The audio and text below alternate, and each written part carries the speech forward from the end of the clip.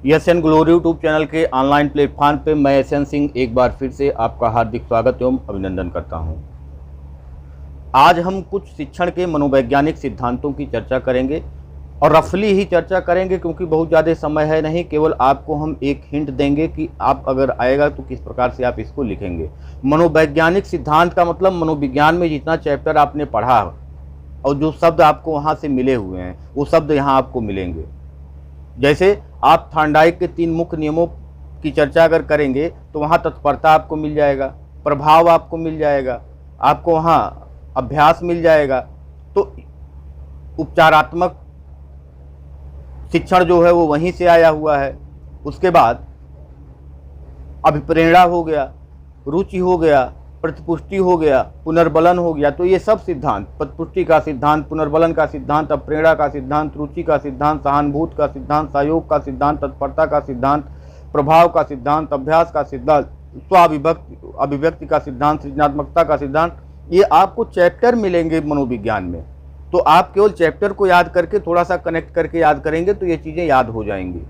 तो प्रतिपुष्टि और पुनर्बलन का सिद्धांत क्या कहता है कि जब बच्चा कोई कार्य करता है और उससे प्रतिपुष्टि मिलती है, उससे उसको संतोष मिलता है, उसको पुनर्बलन प्राप्त होता है, तो बच्चा वह कार्य अच्छे ढंग से संपन्न करता है। शिक्षण ऐसा होना चाहिए कि जिससे बच्चे को तुरंत पुनर्बलन मिले। बच्चा अगर कोई सही आंसर देता है तो उसको आप पुनर्बलित करिए, तुरंत पुनर्बलित करिए। अगर समय ज़्यादा हो गया, उसने बच्चा सही आंसर दिया और 10 मिनट बाद आपने कह रहे हैं बहुत सही आपने उत्तर दिया, तो उसका कोई मतलब नहीं है। यानी बच्चे को तुरंत प्रतिपुष्टि चाहिए, बच्चे को तुरंत पुनर्बलन चाहिए।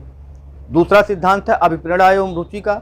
अभिप्रेरणा क्या है कि जिस कार्य को करने के लिए अभी तक हमारे अंदर कोई अभिलाषा नहीं थी, हम कार्य नहीं करना चाहते थे, उसी कार्य को अब हम करना शुरू करते हैं, तो इसका मतलब कहीं ना कहीं से अब हमको मोटिवेशन मिला है। कुछ ऐसे तत्व शामिल हुए हैं आकर के जो उस काम को करने के लिए हमको तत्पर कर रहे हैं, तैयार कर रहे हैं, तो वो अभिप्रेरणा हो गया।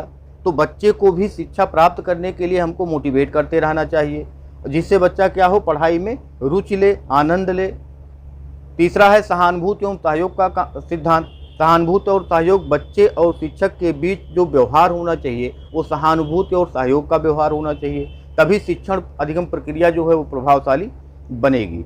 तत्परता का सिद्धांत कहता है कि बच्चे को हमेशा जब भी पढ़ाना हो तो उसको पहले आप तैयार करिए।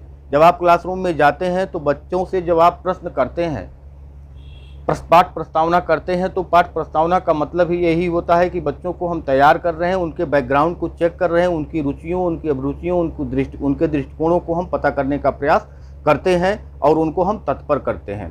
स्व अभिव्यक्ति तथा सृजनात्मकता का सिद्धांत कहता है कि बच्चे को अपनी अभिव्यक्ति करने के लिए छूट होनी चाहिए। बच्चे को क्या समझ में आया, क्या नहीं समझ में आया, बच्चे की उत्सुकता क्या है, बच्चे की जिज्ञासा क्या है, वह क्लासरूम में अपनी जिज्ञासा को कह सके, अपनी जिज्ञासा को लोगों के सामने प्रस्तुत कर सके, अपनी भावनाओं को लोगों के सामने प्रस्तुत कर सके, और जो भी वो सृजनात्मक तरीके से सोचता है वह लोगों को बता सके। उससे लोग भी लाभान्वित होंगे, यानी पूरे छात्र भी लाभान्वित होंगे, और क्लासरूम का जो माहौल है वो क्रियाशील बना रहेगा। समूह गतिशास्त्र का सिद्धांत कहता है कि बच्चे समूह में ज़्यादा सीखते हैं। अगर बच्चे को अकेला एक विद्यालय खोल दिया जाए और एक बच्चे को पढ़ने के लिए कहा जाए तो बच्चा वहाँ पढ़ नहीं पाएगा। अगर उसको ज़बरदस्ती पढ़ाया भी जाता है तो जो सामाजिक गुणों का विकास होना है वो सामाजिक गुण उसके अंदर नहीं आ पाएंगे। तो समूह गति का सिद्धांत कहता है कि सीखने की जो क्षमता होती है वह समूह में ज़्यादा होती है, इसलिए शिक्षण को एक सामाजिक प्रक्रिया बताया गया है। स्वाधिगम का सिद्धांत कहता है कि बच्चे को स्वाधिगम के लिए, स्वाध्याय के लिए, स्वाध्ययन के लिए बच्चे को मोटिवेट किया जाना चाहिए, जिससे वह चीज़ों को खुद से भी पढ़ सके। ज्ञानेंद्रिय प्रशिक्षण का सिद्धांत, ज्ञानेंद्रियां ज्ञान प्राप्ति की द्वार होती हैं।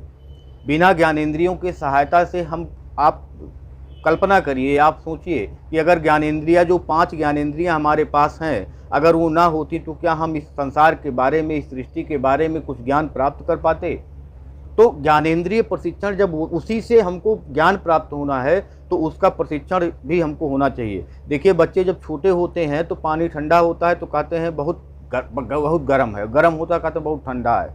जब ठंडी लगती है तो कहते हैं गर्मी है, जब गर्मी लगती है मतलब अभी उनकी जो ज्ञानेंद्रियां हैं उससे जो ज्ञान प्राप्त कर रहे हैं उसके बारे में अभी उनको नॉलेज नहीं है, उनको समझ नहीं है, इसलिए वो ऐसी चीज़ें करते हैं, कहते हैं। उपचारात्मक शिक्षण का सिद्धांत, जब वर्णात्मक शिक्षण हो जाता है तो वर्णात्मक शिक्षण का मतलब जब शिक्षण किया गया उसके बाद भी अगर बच्चों को समझ में नहीं आया तो कमियों का पता लगाया जाता है। किसके द्वारा? निदानात्मक शिक्षण के द्वारा कमियों का पता लगाया जाता है। और जब कमियों का पता लग जाता है तो उपचारात्मक शिक्षण के द्वारा उन कमियों को दूर करने का प्रयास किया जाता है, तो ये उपचारात्मक शिक्षण होता है। और लास्ट में है परिवर्तन, विश्राम और मनोरंजन का सिद्धांत।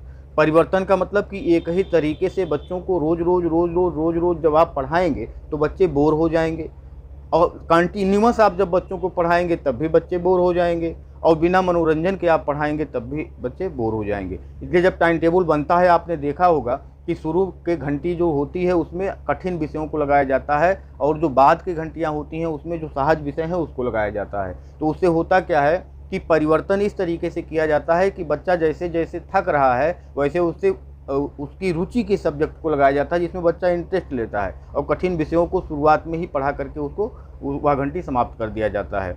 तो ये मनोवैज्ञानिक सिद्धांत थे। मनोवैज्ञानिक सिद्धांत जब भी पूछेगा तो आप जो शब्द हैं मनोविज्ञान के, प्रतिपुष्टि, पुनर्बलन, अभिप्रेरणा, रुचि, सहयोग, सहानुभूति, तत्परता, अभ्यास, प्रभाव, उपचारात्मक, तो ये सारी चीज़ों का आप प्रयोग वहाँ करेंगे और आगे लिख देंगे इसका सिद्धांत, इसका सिद्धांत, इसका सिद्धांत। इस तरीके से आप शिक्षण के मनोवैज्ञानिक सिद्धांत को आप देख सकते हैं।